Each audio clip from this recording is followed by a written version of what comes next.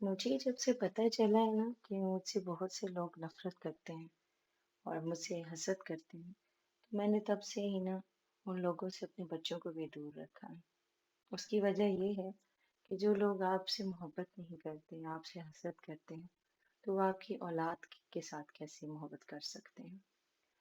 اور اس کے میں آپ کو ایک اور بات بتاتی ہوں جو میرے ساتھ ہوئی ہے۔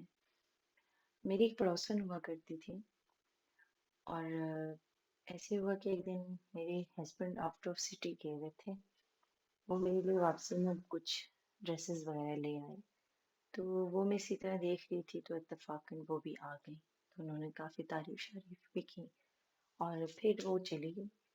میں نے کچھ بنایا ہوا تھا ان کی طرف بھیجنا تھا، اور پھر میں نے اپنی بچی سے کہا کہ آپ ایسا کریں، آپ یہ ان کو جا کر دے آئیں۔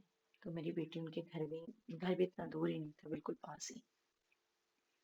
تو میری بیٹی جب ان کو دینے کے لیے گئی تو جب وہاں سے وہ واپس آئی تو وہ کچھ خاموش سی تھی، کچھ پریشان سی تھی۔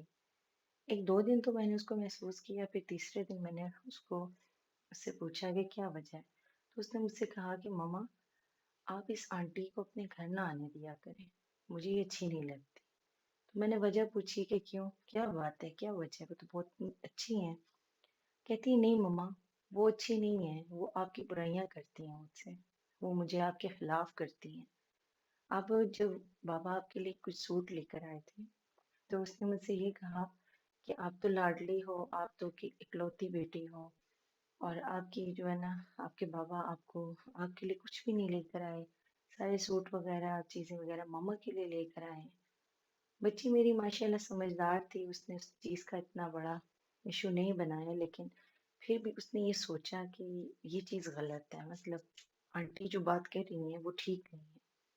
میں نے اپنے ہسبینڈ سے اس بات کا ذکر کیا، ان سے ڈسکس کیا، تو انہوں نے مجھے کہا کہ آج کے بعد اس عورت کو اپنے گھر نہ آنے دیں۔ وہ دن اور آج کا دن میں نے اس سے کوئی رابطہ نہیں رکھا۔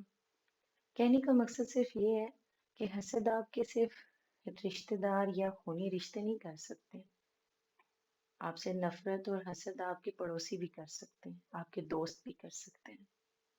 تو جب کبھی آپ کو ایسے لگے نا کہ یہ بندہ آپ کو، آپ کے بچوں کو آپ کے خلاف کر رہا ہے، یا آپ کو بچوں کے خلاف کر رہا ہے، تو سمجھداری کا مظاہرہ کریں، بجائے اس کے کہ غصے کے یا کچھ نیگیٹیوٹی چیزیں سوچیں آپ۔